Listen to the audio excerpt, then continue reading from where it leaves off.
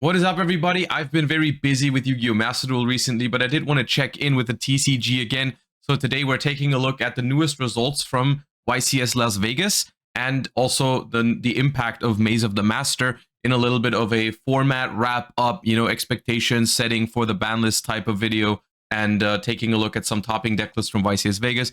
This is a stream highlight. It's been a very busy week for me because of the Duelist Cup coming up. But we're going to get into more TCG content again soon once that's done. But without further ado, hope you enjoy a little bit of a deep dive into YCS Vegas results and the current TCG format. Let's begin.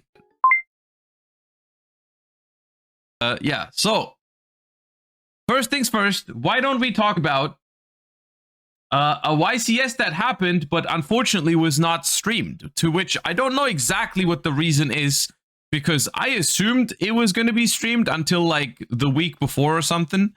Because it was a YCS in North America, which typically gets streamed. So I don't know exactly what happened with that.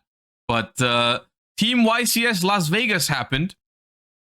Let me actually move over here so you guys can see the top cut breakdown.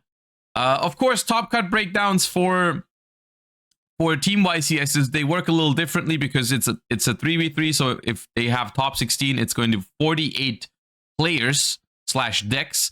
And for Team YCS Las Vegas, we had in top 16, so that means in the top 48 decks, we had 32 Ryzeal, which is basically exactly 2/3 of top cut was Ryzeal in essentially mostly two different forms. There's very few if even any Mitsurugi Ryzeal.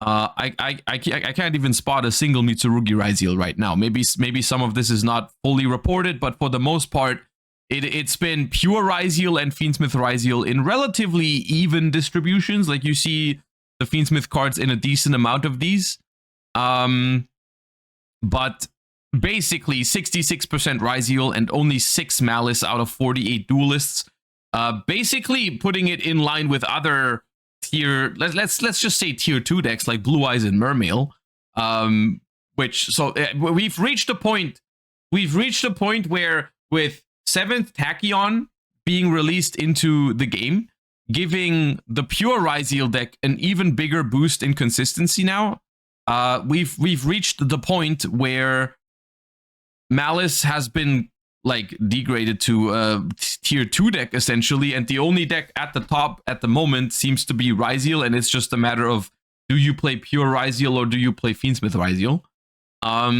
All of this is, quite frankly, to me personally, not super surprising. I mean, I've been a fan of the Ryzeal deck over the Malice deck for a while now, so I don't personally find this surprising, but it is worth noting that we are probably expecting a ban list soon, and they will probably take this into consideration, I hope. On another note, though, on a more positive note, I have talked to some players, and I've also have my own experiences in this format. I personally don't think the Ryzeal format is that bad, but obviously every time a deck gets this dominant, eventually there needs to be done something about it. No matter if you're a fan of the Ryzeal deck or you're not a fan of the Ryzeal deck, eventually a deck that has this much representation needs to be dealt with. The same was true for Tearlaments. Some people enjoyed Tearlament format, some people didn't enjoy Tearlament's format. At the end of the day, I think Tearlament's format was a good format, but it still has to end eventually. You can't have a deck running this rampant and this dominant for forever. So the thing is with Ryzeal is that it is still in the grand scheme of things, it is still a relatively fresh deck, so I don't think it's going to go anywhere anytime soon. I do think the next ban list is going to just try to bring it more in line with what the other decks are doing, but I don't think it's going to die. I don't think Ryzeal is going to go anywhere. They might weaken it in the same sense that they did it in the OCG. Some of my predictions included, like, they might limit Bonfire, not only to hurt the deck's consistency, but also to force people to play 7th Tachyon, of course, because it is one of the chase cards in their most recent side set. So limiting something like X Ryzeal would also be a good thing, I think, because it would not only limiting X Ryzeal and Bonfire would be pretty good hits because X Ryzeal is the best starter in the pure Ryzeal deck and also one of the best going second cards. But it also kind of would force people to play more copies of 7th Ascension and 7th Tachyon, which is kind of what they want, right? They kind of want people to play those cards. So I think that is likely. I also really hope we see a ban in Abyss Dweller. But of course, I'm repeating things I've already said in my banlist prediction video. But yeah, I mean, there's not that much. Like, we can look at Dominic Couch's. Oh, by the way, of course, winners of the YCS Team Legionnaire: Dominic Couch, Jesse Cotton, and Michael Albanese. Huge congratulations. And this is Jesse, I think, played a Fiendsmith Ryzeal variation, which has no 7th Ascension and is essentially a deck that we've seen like this for a while now. The first place pure Ryzeal deck that Dom and Mike played was a little different, though, because it did have some new cards. It did have the new 7th Tachyon, of course, for consistency in the pure Ryzeal deck. I personally am a little surprised by how many copies of the card they're playing, actually, because essentially 7th Ascension is another copy of 7th Tachyon. The more I thought about it, though, like my initial impression was people are just going to play like a couple 7th Tachyons on top, because the deck was arguably already consistent enough before 7th Tachyon. It's just like a little bit of added consistency doesn't hurt. But the more I think about it, the more I like what they're doing here, which is they're playing 5 copies of 7th Tachyon, essentially, and they're playing Surfacing Big Jaws, which Surfacing Big Jaws is a card that you can add off of 7th Tachyon if you reveal number 103 Ragna Zero, because it's a water. And this card says if you've activated a spell card this turn, you can just special summon it from your hand and then add a Fish Shark from the extra deck, from the deck to the hand, and then there's Drake Shark, which is basically Poplar. So if you 7th Tachyon for Big Jaws, you have activated a spell card, which will fulfill the requirements of special summoning Big Jaws, which turns this into a 1-card rank 4, which can also be a Bahamut Shark because this is a water. So that makes it so that 7th Tachyon is not really as much, like, it's not a redundant card in this deck. It's not like if you draw your Ryzeal starters and a 7th Tachyon, that 7th Tachyon doesn't do anything for you. You can still grab another rank 4 off of it. That, alongside the fact, I think something about 7th Tachyon, like, of course, having to put a card back from your hand is a negative about it. Like, that is a downside for the card. But it kind of feels like it makes it so you don't care if you draw, let's say you draw 7th Tachyon and 7th Ascension together. Well, there you go. You already have a card that you can put back for 7th Tachyon without feeling bad about it. So that's kind of, I think, why we're playing this in so many copies, because we don't care if we draw 2 of it. Also, 7th Tachyon can put back the Drake Shark if you ever draw it, which is a neat little. It has great synergy with the Surfacing Big Jaws, and so, like, I mean, people have messed around with Surfacing Big Jaws in Ryzeal before, but I think with 7th Tachyon, it's really where this card has reached its full potential, and I think it's a good job of them to realize that this card is now very, very strong in this deck. So yeah, this deck is very scary, especially if it gets to go first, because it's now hyper consistent. Like, Ryzeal beforehand, every once in a while, the pure Ryzeal deck would brick, you know? Like, you had 3 Ice, 3 Sword, 3 X, and 3 Bonfire, and people were playing Desires to make it consistent enough. But, like, it still sometimes would just not draw a Ryzeal play. Now, with the 9 Ryzeal monsters, the 3 Bonfire, and 5 copies of 7th Tachyon, this deck just does not brick anymore. And then going first, it has access to, they played Crossout, Called By, and Talents. Like, their deck going first just wins, I think. So that's kind of crazy. Of course, this is another deck that abuses Bahamut Shark into Toad. So now it's not only the tier 2 deck in Mermail that does this, it's also the tier 1 deck in Ryzeal that goes Bahamut Shark into Toad by using Big Jaws. Further feeding into my prediction / fear that Toadally Awesome might end up getting axed on the next list, which was one of it. As much as I love Toadally Awesome, it was one of my suggestions as well. because of how like, I mean, no one's making Toad anymore with 2 level 2s, dude. They're all spamming it in their combo decks with Bahamut Shark, so I don't know. It might just be one of those cards that has just like not aged very well, you know? Like when Toad came out, it was still powerful, but all right. And the more time passes, the more decks can just spam out Bahamut Shark Toad a couple of times, and it not being once per turn and stuff. Like back in the day, Toad not being once per turn mattered rarely. Like only when Paleo had already won the game is when they would make like 2 Toads. But like the Mermail decks being able to spit out 2 at the same time and like use them, it's like kind of crazy. But yeah, other than that, things worth noting. We're doing the Ragna Affinity for searching Artifact Lancia with 7 Tachyon, making it so that if this deck goes first, it has essentially 8 copies of Artifact Lancia against Malice, which might be another reason why the Malice deck has declined even further in Top Cut. Like there's only been 6 Malice in top 48 essentially. Might be due to the fact that 7 Tachyon can search Lancia now, which sometimes I feel like the Malice deck is, I mean, when Malice goes first and they get Lancia, they can't set up any crazy boards, but sometimes they can just defend themselves on the opponent's turn, and then on turn 3 they can just come back and win.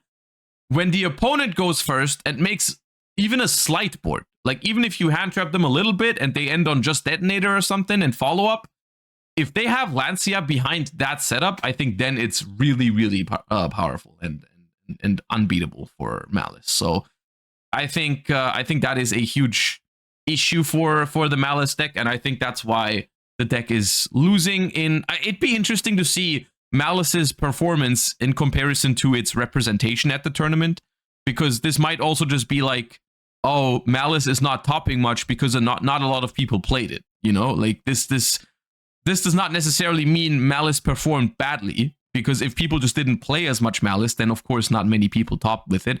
But that is something that we unfortunately don't have, and we don't even have a feeling for it, because unfortunately the event wasn't really streamed.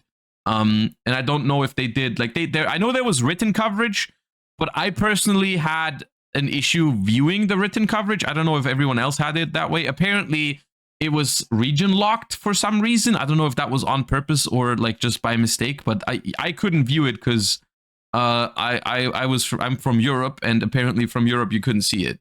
Like you needed people in my Discord. I asked in my Discord and people were saying like you need a VPN to see it. And that was kind of crazy. So I haven't had a chance to really look at the written coverage, unfortunately. So that was kind of weird. But yeah. Other than that, worth noting, we've got Blue-Eyes and Mermail both still going decently strong, I would say. I mean, almost on par with Malice in terms of top cut representation. We've got, I think Vlad was in a top 8 team here, yeah, with the Blue-Eyes deck, which is just a list that's been going around for Blue-Eyes, you know, like this is a relatively standard Primite Blue-Eyes list, but nonetheless, I really like this deck. I'm happy to see it perform, even if it's not, of course, the most successful deck in the room. I really enjoy the play style of the Primite Blue-Eyes deck. I think it's cool. I'm happy to see people doing well with it. And then another deck that, of course, I think is, let me see if there's a list for it. There's a here. Mermail is a deck that I am personally a little bit worried about. I'm a little worried about Mermail because I think this deck is incredibly scary to go up against. And I have talked about this in my ban list discussion, which was like a couple weeks ago. I don't know exactly what to do to this deck, because if you look at this deck very closely, you will find that there's a lot of problem cards here. Like, I don't even know where to start. Like, you get rid of Toadally Awesome, you're still looking at a deck that has 3 Deep Sea Minstrel to take your to look at your hand and take out your hand traps. You have Mooling Glacier to rip 2. You have Barrier Statue of the Torrent, which this deck can like set up consistently. This deck has so many options on how to like be cringe that I don't even know what to do, dude. I'm like struggling because it's not the most powerful deck, but if you really want to hit it, you have to hit like 4 or 5 cards, and I just don't see that happening. And that's why it's scary. I think, like, genuinely, I think if they think about banning Dweller, which they should ban Abyss Dweller, this deck will probably emerge as one of the best decks, if not the best combo. I mean, it's probably going to be the best combo deck after the ban list, if it's not the best deck overall, even. And that's kind of scary. So if I had to predict, I would guess that Mermail will probably not. I don't think it's gonna die, but I do think they have to be aware of it, like on this upcoming ban list. Because if they ban Dweller, I think it's very, very hard for Ryzeal to make a board that this deck cannot just destroy. You know, like I don't think this deck cares that much about Detonator Field Spell or something like that. I don't think this deck will really struggle with those kind of setups. So I think this deck is scary. And the fact that it's even performing with like 47 cards, like, I mean, that's the thing about Mermail. Like, this deck still, I mean, they do play slightly over 40, slightly 7 cards over 40, but they still have, like, what is this, 18, 19 non-engine? Kind of scary.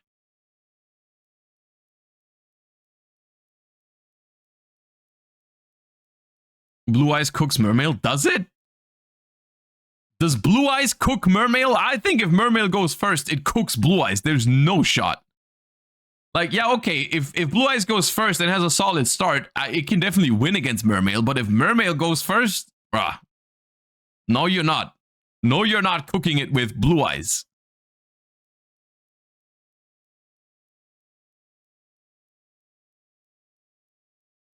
I mean, yeah, and then this is probably the least diverse top cut breakdown we've had in a long time, right?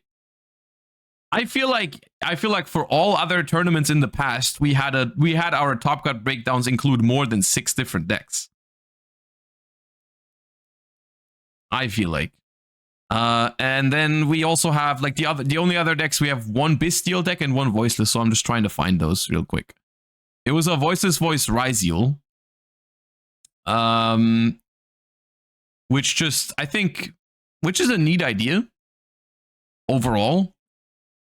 Looking like it's a board breaker approach as well, so that looks fun. 47 cards. I don't know exactly. Is it just that I don't think that these two engines really add much to each other? Like, in the sense that I don't think you can use the Ryzeal engine to get your Voiceless cards going, right? But it's a matter of, I think these two decks are kind of synergistic in the way that they just don't clash with each other, right? Like, it's just like you're playing a Voiceless Voice deck, but you don't think the ceiling is good enough, so you add some Ryzeal cards kind of deal. And the Ritual deck does not care about any of the extra deck restrictions of what's it called? Of Ryzeal. Also, I guess, yeah, Barrier, because it protects light monsters from targeting. You stop your Detonator from getting like Ultimate Slayer, which is a big deal. Ultimate Slayer is one of the better cards in the format at the moment. So yeah, it is a little heavy on normal summons, but that's like something you can manage in combo heavy hands, I think. So it looks like a fun and solid deck. So I'm happy to see it. And where's that Bestial deck?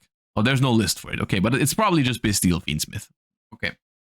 Yeah, and that's YCS Vegas. Unfortunately, not much other input I have to go off of. It's just unfortunate that we did not get a stream. The only thing that, I mean, I think the format has settled. I think it's been pretty clear. There's nothing like super surprising here. It's just confirmation that Maze of the Master,